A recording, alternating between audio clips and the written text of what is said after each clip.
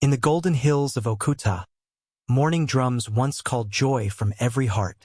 But now the rhythm was gone, swallowed by silence and whispers of greed. Among the joyful, there lived one whose name soured every tongue, Madame Ibube, a woman whose hands never gave and whose heart never softened. At the market, women whispered, "Ibube keeps even her shadow for herself." Yet none dared say it to her face. Her eyes could silence thunder. Her compound stood high above Okuta, built with red clay and pride. Behind locked gates, she stored food enough for a famine, yet shared not a grain. One dusk, an old man knocked at her gate. "Please, madam, a handful of rice for the hungry." Ibube's voice was cold. "My food is not for beggars." That night, thunder rolled across the hills. From the shrine came a warning. "The gods are watching. The hand that never gives shall soon wither." Ibube only laughed. "Let the gods eat air," she said, sipping palm wine as lightning flashed. The earth shivered at her words.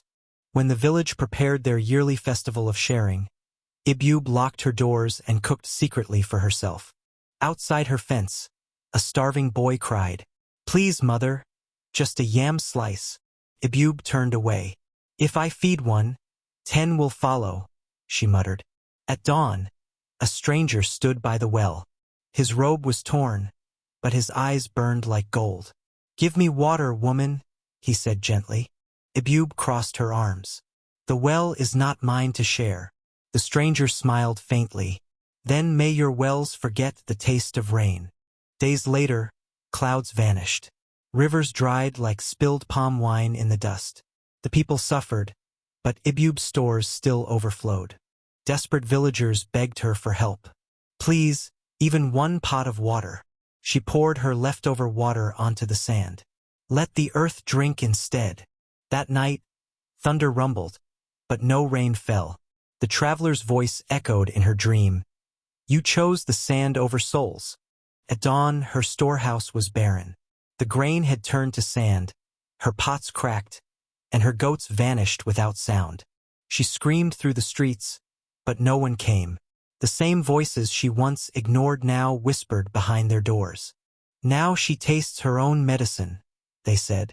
Even the children mocked, throwing pebbles as she passed. Hunger gnawed at her belly. For the first time, the rich woman understood what it meant to be poor. The same boy she once denied food approached, holding roasted maize. "You look hungry, Mama," he said kindly. Ibube's pride broke. Her tears fell, mixing with dust. "Why show me kindness after I was cruel?" she whispered. That night, she was summoned to the shrine. "Only true giving can heal the land," the oracle said, placing a single seed in her hand. She was told to water the seed with her own tears at the hill of Odo. Weak and trembling, she began her journey. As she walked, she passed the beggar she once rejected, now resting peacefully beneath a tree. Guilt cut through her like thorns. She spent the night under open sky. For the first time, she shared food with strangers, half of her last roasted yam. At dawn, she reached the sacred hill. Wind howled like voices of the ancestors. She planted the seed in trembling soil. She wept, her tears soaking the earth. Suddenly, the ground shimmered, and from it sprouted a single green leaf. The traveler appeared once more. His golden eyes softened. "The seed of giving has taken root," he said. "The curse is broken." Thunder roared, clouds opened, and rain poured over Okuta for the first time in months. The earth sang again. Ibube returned to the village changed. Her eyes carried softness, her hands always full of gifts. She hosted a grand feast. "Today," she said, "we dine as one family." For the first time, Okuta's drum beat again. The rain washed away the dust of suffering. Rivers swelled, yams sprouted, and laughter once again echoed in Okuta. The curse was gone, and life had returned. Where once stood a woman of pride, now walked a woman of peace. Ibube wore simple clothes and a smile that felt like sunrise. At first, some mocked her change, whispering, "The greedy woman now plays saint."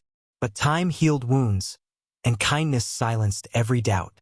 She returned to the oracle with baskets of yam, honey, and palm oil.